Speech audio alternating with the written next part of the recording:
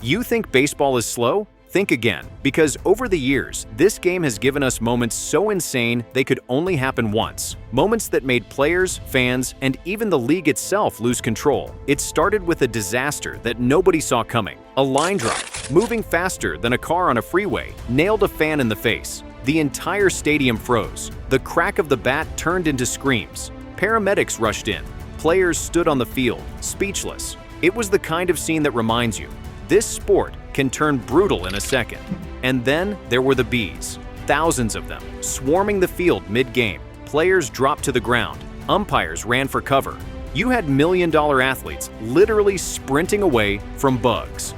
The broadcast camera couldn't even focus because there were so many of them. It looked like nature itself had declared war on baseball. But chaos doesn't always come from nature. Sometimes it comes from pure stupidity. A Dodgers fan decided to rush the field in the middle of a game. He wasn't trying to fight anyone. He was trying to propose. He got down on one knee in front of 40,000 people. But before he could finish, security came flying in and tackled him like he was stealing home plate. The crowd lost it. His girlfriend said yes, but he got banned from the stadium for a year. Love hurts, but that's just insane. Still, nothing beats what happened next. A pitch got fouled off. No big deal, right? Except nobody could find the ball. Players searched the field. Umpires checked their pockets until one of them realized something crazy. The ball had somehow landed in the catcher's pocket. Yeah, the dude was standing there with the ball tucked perfectly inside his gear, like it was staged. He casually handed it back like it was no big deal. You can't make that up. And speaking of things you'll never see again, imagine warming up before a game and accidentally breaking a car window. That's exactly what pitcher A.J. Burnett did. One wild throw, and the glass exploded. The sound echoed across the stadium. Everyone turned to look like, did that really just happen? It wasn't even during the game. It was practice. But even that can't top what came next. A storm that literally changed seasons. Because during one Kansas City game, in the middle of May, the skies went from drizzle to full-on snowstorm. Players were shivering. Umpires were laughing in disbelief, and fans in the stands just stared like it was the end of the world. The game stopped for hours as the snow came down hard. Baseball, in May, turned into a winter nightmare, and when the storm cleared, something even colder was waiting, a moment that showed just how cruel baseball fans can be. During a game, a foul ball flew into the stands and landed right near a little girl. It should have been the happiest moment of her life until a grown woman snatched it straight out of her hands. The crowd booed, the cameras caught everything, and the look on that kid's face said it all. The woman just smirked and sat back down like she'd done nothing wrong. But karma came fast. Later in the game, the camera crew found that same little girl and handed her an official game ball on live TV. The fans cheered louder for her than the actual game. That woman might have stolen a ball, but the kid walked away as the real winner. But baseball isn't always cruel. Sometimes it gives us a moment that feels unreal in the best way. When Ken Griffey Sr. and his son Ken Griffey Jr. took the field for the same team, fans already knew it was special, but nobody expected what happened next. In one unforgettable inning, the father hit a home run, and then seconds later, his son did the exact same thing. Back-to-back home runs, same bloodline, same game. The crowd lost it.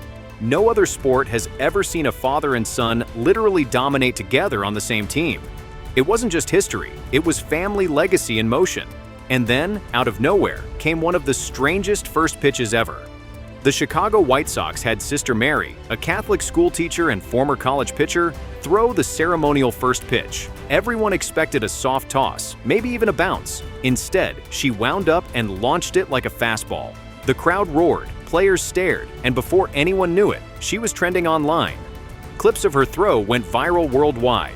ESPN replayed it. Fans started calling her Sister Gasoline, and she even got nominated for an ESPY for Most Viral Sports Moment of the Year. Nobody saw it coming, literally. But not every pregame moment goes as planned. During a Washington Nationals game, a military skydiving team jumped into the stadium for a pregame show. Everything was fine, except the government didn't know. The plane carrying the parachuters hadn't been properly cleared, so as they flew over Washington, D.C., government officials thought the city was under attack. Fighter jets were nearly scrambled, the capital was evacuated, and panic spread everywhere, all because the Nationals forgot to tell anyone. It was one of the biggest miscommunications in MLB history, and it nearly turned a baseball game into a national emergency. And that wasn't even the first time someone came flying out of the sky uninvited. Back in the 1980s, during the World Series, a random man literally parachuted into the stadium mid-game. He dropped straight onto the field like it was part of the show. Players stood frozen. Fans were laughing and screaming. Security had no idea what to do. The guy got tackled, arrested, and then somehow got off with just a fine and some community service. Imagine ruining the World Series and walking away with a slap on the wrist. Only in baseball. But not all wild baseball stories end in chaos. Some end in cash. In 1999, an Arizona radio station ran a contest called Grand Slam Sunday. A fan named Gwen Ho got to pick one Diamondbacks player who she thought would hit a grand slam that game. If she guessed right and called the right inning, she'd win $1 million. The odds were basically impossible, 1 in over 1,000. But when Jay Bell stepped up to the plate with bases loaded in the exact inning she chose, he crushed it over the wall. Boom, grand slam. She actually won $1 million. The crowd went insane. Gwen went from an ordinary fan to an instant millionaire in one swing. Now, things are about to get criminal. Because in 1994, one MLB team took cheating so far, it ended with the FBI getting involved. During a game between the White Sox and the Indians, Chicago's manager noticed something weird about Albert Bell's bat. He told the umps to check it, and sure enough, it was corked. Illegal. So, the umpires confiscated it and locked it in their office for inspection after the game. But instead of accepting the punishment, the Indians pulled off one of the craziest heists in sports history. They actually tried to steal their own bat back. When the umpires realized they'd been duped, they called security, and then the FBI. The league threatened to prosecute everyone involved. Eventually, the Indians panicked, returned the bat, and Bell got suspended. But for a moment, baseball turned into a crime movie. But nothing, and I mean nothing, compares to what happened in 1989. Game 3 of the World Series, the Oakland A's versus the San Francisco Giants. The stadium was packed, 62,000 fans inside, millions watching at home. Then suddenly, the ground began to shake. Cameras cut out. Players fell to their knees. A 6.9 magnitude earthquake had just hit. For a few terrifying seconds, nobody knew if the stadium would collapse. People ran for exits. Announcers screamed over the broadcast, and the World Series was instantly postponed. When the shaking stopped, chaos was everywhere. Bridges collapsed, fires broke out, and entire parts of San Francisco were destroyed. Over 60 people died, thousands were injured, and $6 billion in damage was left behind. The A's eventually came back and won the series, but everyone knew baseball was the least important thing that night. And speaking of suffering, nothing haunted baseball like the curse of the Red Sox. After trading Babe Ruth to the Yankees in 1920, the Red Sox went from champions to cursed overnight. For the next 86 years, every time they got close to a title, something went wrong. They blew leads. They lost Game 7s. They became the poster child for heartbreak. But in 2004, everything changed. Down 3-0 against the Yankees in the ALCS, their season looked dead. Then, in the bottom of the 12th inning, David Ortiz stepped up and smashed a walk-off home run. That single swing sparked one of the greatest comebacks ever. The Red Sox won 4 straight games, took down the Yankees, and then swept the Cardinals in the World Series. 86 years of pain, gone in one October. The curse was broken. And if you think curses are crazy, try 50,000 fans losing their minds at once. In 1979, the White Sox were desperate to sell tickets, so they came up with Disco Demolition Night.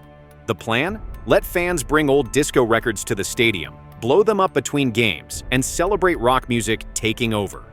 But when the explosion went off, the crowd went insane. Thousands stormed the field, ripped up the grass, tore down the fences. It was complete chaos. Police flooded the stadium. People were arrested, and the second game of the doubleheader had to be canceled because the field was destroyed. But the craziest baseball moment ever? That belongs to Steve Bartman. In 2003, the Chicago Cubs were just 5 outs away from the World Series, their first in nearly a century. Then, a foul ball flew toward the stands. Cubs outfielder Moises Alou jumped to catch it. But Bartman reached out too. The ball hit his hand. Alou missed the catch, and the Cubs completely fell apart after that. They lost the game, then the entire series. Fans turned on Bartman instantly, throwing beer, screaming, threatening him. His name was everywhere. He got death threats, his address leaked, and he had to disappear for years, all because of one foul ball.